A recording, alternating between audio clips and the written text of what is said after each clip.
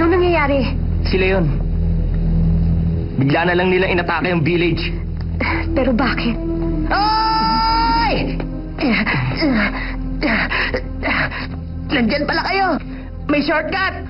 Sumunod kayo! Ano bang sinasabi mo dyan? Anong ibig mong sabihin? Hindi mo ba nakikita ang village ay inaatake? Ang ipagtanggol ang inyong village ay hindi namin tungkulin. Kaya gaya ng sinabi ko sa'yo, hindi ako Night Master o kaibigan mo.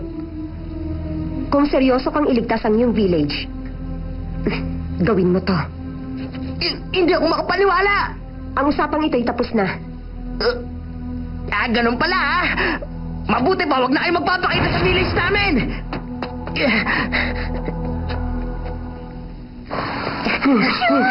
Idol! Nahanap mo na ba yung babae? Ano, tutulungan ba nila tayo? Kalimutan nyo na ang dalawang duwag na yon.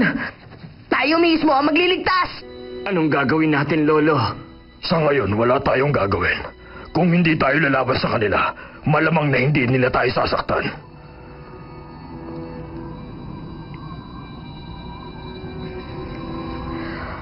Oras na para sa isang labanan.